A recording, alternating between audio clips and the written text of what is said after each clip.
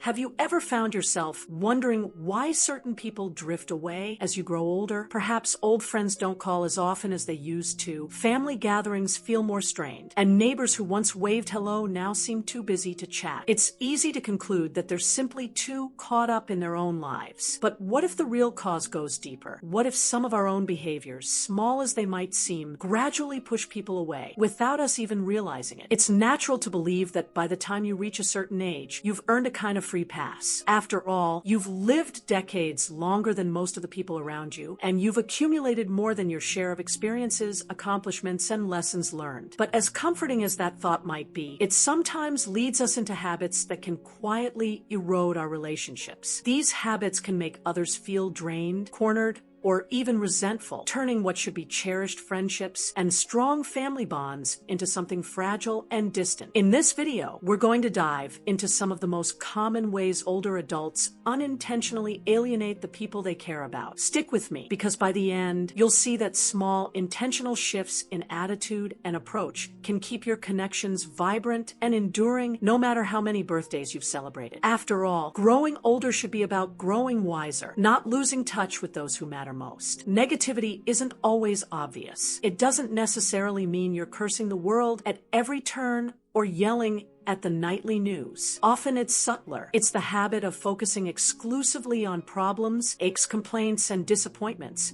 no matter what topic arises. Imagine you visit your daughter and her family for a weekend dinner. She's excited to update you on her latest project at work, but the minute she finishes, you respond with a heavy sigh and a lament about how the world is changing for the worse and people have no respect for tradition. Before she can gather her thoughts to reply, you've already launched into another complaint, listing reasons life was better 30 or 40 years ago. Over time, that relentless drumbeat of negativity becomes exhausting. People may love you dearly, but every conversation leaves them feeling burdened. It's not that your observations aren't valid. You've earned the right to be critical after seeing so much of life. However, if negativity is all people hear, they'll start protecting themselves by limiting their interactions with you. They may not articulate it directly because they don't want to hurt your feelings, but inside they're telling themselves, "I love Grandpa, but talking to him always drags me down." Negativity has a contagious quality. If you focus on gloom, it can spread, pulling the energy of the entire group downward. And if that becomes a pattern, people will associate you with those low feelings and naturally seek to avoid it. The good news is it doesn't take a personality transplant to fix this. When you feel yourself drifting into complaining, pause for a moment. Ask yourself, is there a way to acknowledge my concerns without overshadowing the entire conversation? Maybe share one quick frustration, but then pivot to something lighter or more constructive. Even a quick comment about a lovely sunset or a funny story from your own youth can counterbalance the negativity. The point is not to pretend everything is perfect, but to show that you still see hope, humor, and possibility in the world. This balance keeps your interactions fresh and inviting, preserving the warmth people want to feel around you. With age, you gather insights. You watch the cycles of fashion, technology, politics, and social norms come and go. Naturally, you want to help others avoid mistakes you've either witnessed or experienced yourself. But here's the catch. If those folks don't explicitly ask for your take, they'll often hear your advice as criticism rather than support. Picture your grandson is exploring a new hobby. Perhaps he's learning how to invest in digital currencies or starting an online business. You see red flags everywhere. You're genuinely concerned he might lose money or waste his time. In your mind, you're doing the loving thing by cautioning him. Yet to him, it might sound like you're belittling his interests or dismissing his intelligence. He may think, "Grandma never believes in anything I do." That thought can breed resentment, especially if it happens repeatedly. This dynamic doesn't just happen with grandchildren. It could be your daughter, your friend from church, your neighbor across the street. If each time you see them, you point out what they're doing wrong, how they should eat differently, manage their money better, or handle relationships more effectively, it starts to feel like a lecture. No one likes feeling judged. Even if they agree with your suggestions, the unrequested nature of your guidance can spark defensive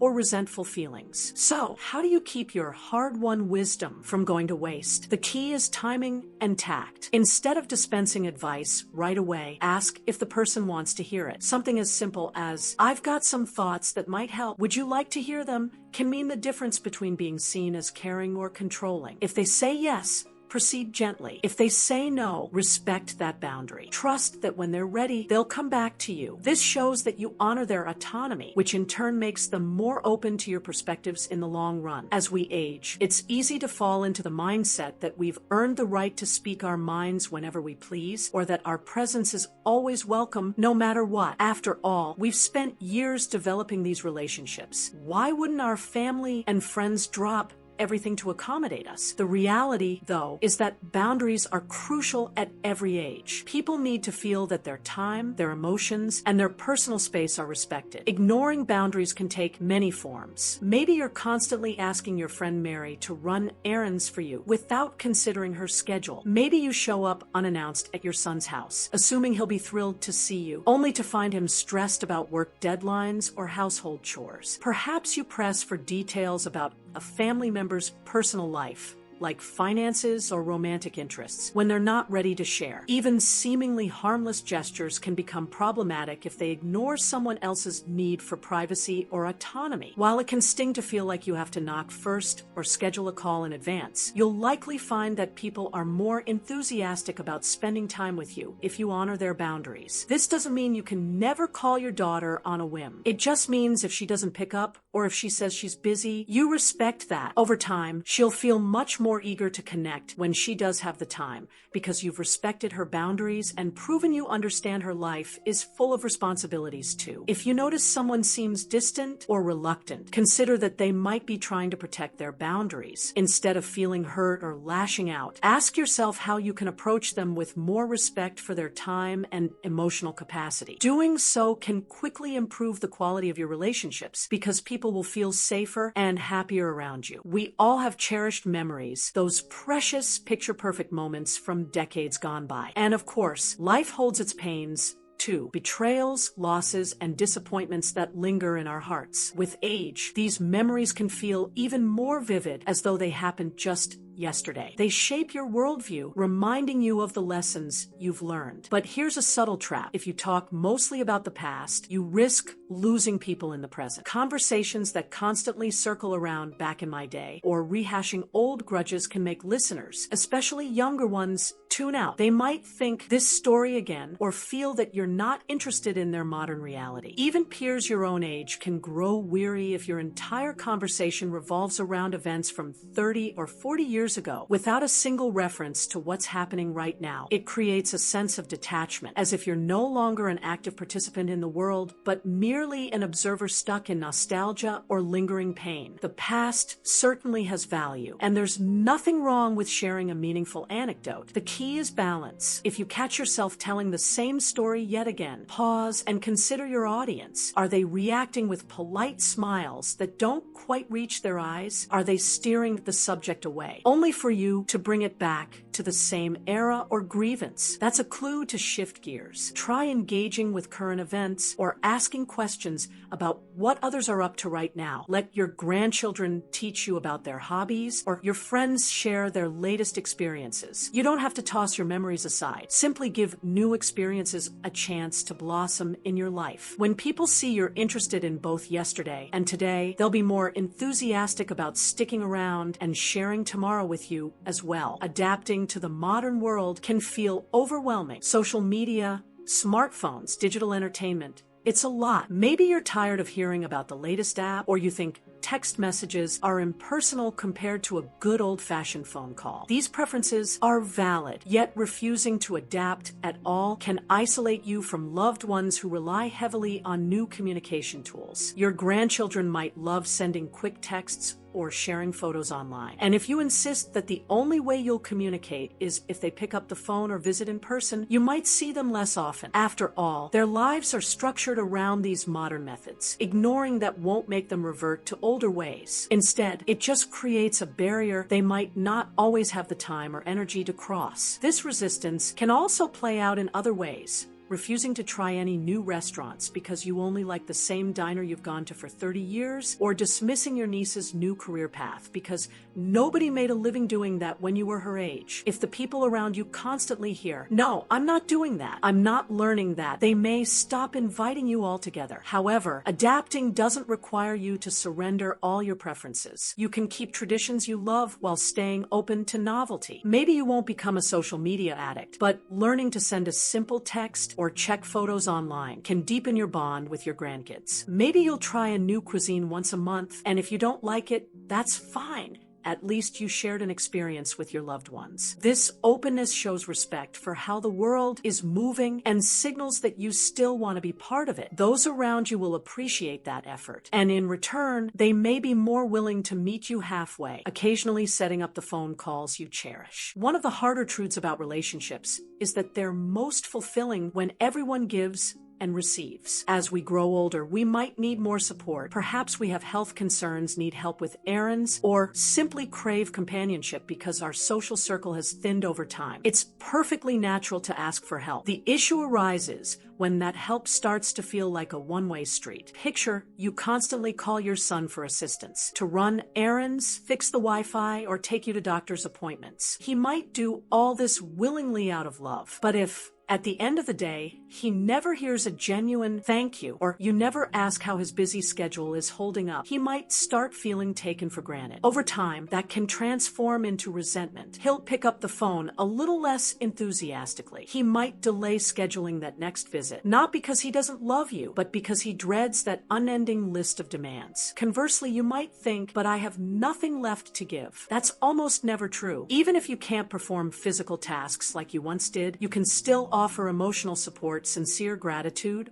or a listening ear. You can show real interest in your loved one's challenges and triumphs. Sometimes just saying, "I really appreciate everything you do for me. Is there any way I can make your day better?" means the world to someone who's always busy helping others. When you make people feel valued, they'll want to spend time with you, help you, and share life experiences. Even if you're the one receiving more assistance, the emotional reciprocity can balance it out. Gratitude has a powerful way of bridging the gap between those who give and those who receive. That's how you keep relationships nurtured and thriving. Nobody wants to walk away from someone who genuinely appreciates them. Sometimes all these behaviors trace back to a deep-seated fear. Fear of irrelevance, fear of losing autonomy, fear that the world is moving on without you. This fear can surface as control, trying to dictate how others live, or consistently pointing out flaws in their decisions. It's as if by controlling their environment, older adults can reaffirm their importance. The irony is that the more you try to control, the more people resist and pull away. Over the years, you may have developed a certain set of rules for how life should work. Letting go of those rules can feel like letting go of yourself. But consider that your children, grandchildren, and friends have their own sets of rules. They're building their lives based on a different world than the one you grew up in. By insisting on your own way, you might be communicating your approach is invalid. Only mine is correct. That alienates them rather than giving them a reason to stick around. A healthier approach is collaboration. Instead of commanding how family gatherings should unfold, ask your relatives what they envision. Instead of imposing your ideas on how they should budget their money, invite them to discuss their strategies. This shift from telling to asking preserves your sense of self-worth and fosters mutual respect. People remain more open to your wisdom when they see you're also open to their reality. What if we turn the lens around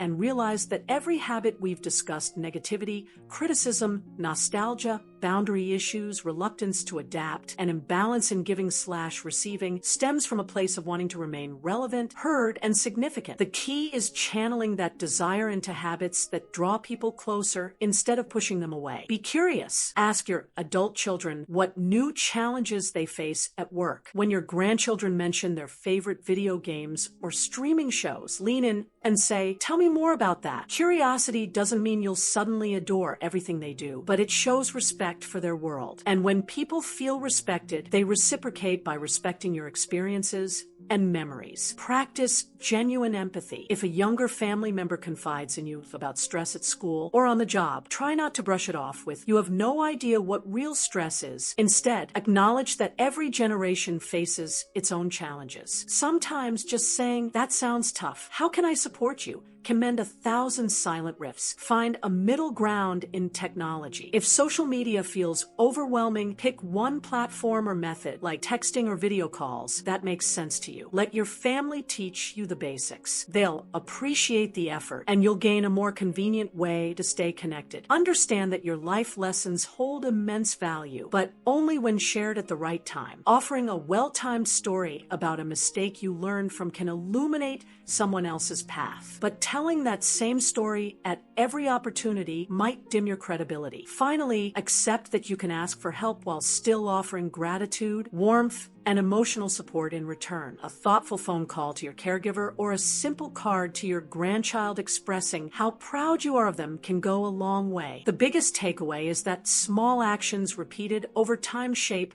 how people perceive you. No single complaint, piece of unsolicited advice, or boundary push will destroy a relationship, but a recurring pattern can chip away at the love and respect others hold for you. Recognizing these patterns is the first and most important step to reversing them. Imagine a future where your children or grandchildren look forward to spending time with you, calling you to share their day, or seeking your perspective because they know you'll listen without judgment. Picture walking into gatherings where friends greet you with genuine warmth rather than forced politeness. Envision a reality where you feel more content, less combative, and more in tune with the world around you. This is possible regardless of your age, if you remain open, adaptable, and considerate of the emotional currents that flow through every relationship. Aging doesn't have to mean becoming obsolete or lonely. It can mean stepping fully into a role of wise mentor, supportive friend, and loving family member, someone whose presence is both calming and uplifting. The challenge lies in consistently addressing the small habits that push others away. If you take the time to do that, you'll find that people will be not just willing but eager to stand by you in your golden years. Ask yourself now, which habit resonates with you the most? Do you find yourself leaning toward negativity, or do you often give unsolicited advice? Maybe you catch yourself barging in on other people's time and space without checking in first. Whatever it is, acknowledging it honestly is the launch pad for real change. Then, commit to a gentle shift. Stop the critical remarks before they slip out, or send a text in advance instead of dropping by. Over time, these small, consistent changes cultivate an environment where your loved ones look forward to every conversation, every visit, and every holiday meal by your side. In the end, growing older is an art form, one that requires continuing to learn, adapt, and evolve. You've already navigated life's countless twists and turns to arrive here. Use that same resilience and curiosity to craft relationships that last. It's never too late to extend kindness, show understanding, and celebrate what's happening in the here and now. Start today, and you'll find that the bonds you nurture will remain strong, ensuring that the love and respect you deserve only deepen as the years go by. Thank you for spending this time with me. If you found these insights helpful, please share them with someone who might benefit. Feel free to leave a comment about which point made the biggest impact, or any personal experiences you've had with these patterns. Remember, you hold more power than you think to maintain meaningful connections. Never underestimate the warmth you can bring to any gathering just by being open, understanding, and eager to stay connected. May your relationships flourish, your days be filled with joy, and your journey ahead shine with genuine bonds that stand the test of time.